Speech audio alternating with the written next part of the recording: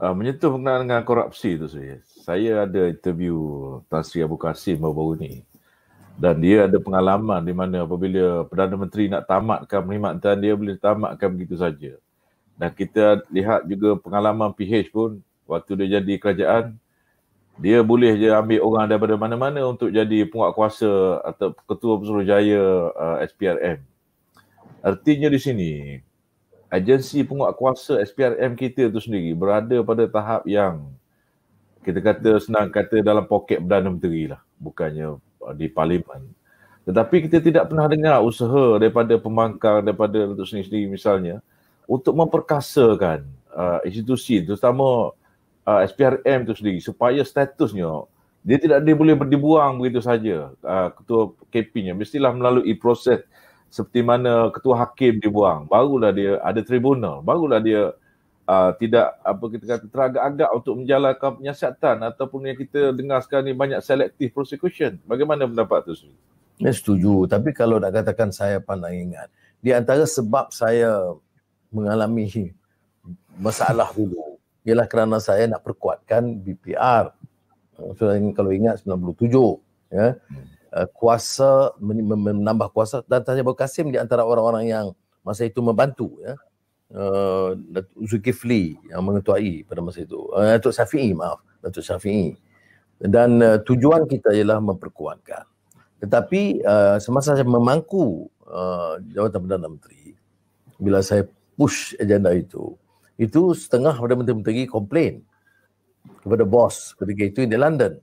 Kata Anwar ini too drastic polisi dia, dan mereka menyatakan bahawa yang paling tidak disenangi oleh menteri-menteri ketika itu adalah satu peruntukan yang menyebut sekiranya kamu memperoleh kekayaan yang agak luar biasa, kamu masih boleh didakwa atau disiasat dan didakwa walaupun 5 tahun, 10 tahun selepas kamu meninggalkan jawatan. Kalau dapat dikesan, faedah dan kekayaan itu diambil melalui rasuah semasa kamu berkuasa.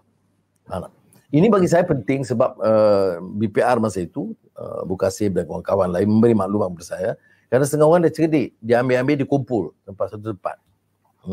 Bila dia dah pencen, barulah dia tunjuk kemewahan dia. Ini peruntukan itu kemudian dibatalkan ya, setelah saya pun dikeluarkan. Tapi bagi saya, dan saya bagi 3 sebab. Saya belajar pengalaman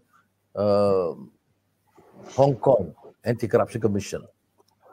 Satu, peruntukan kewangan undang-undang yang kuat.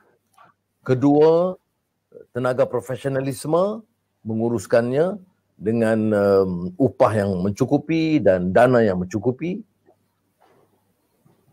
Dan ketiga, menjamin kebebasan dan keupayaan ruang dan kuasa untuk mendakwa.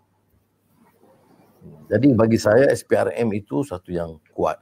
Janganlah minta saya pertahan perubahan yang berlaku semasa PH, itu luar daripada keputusan saya.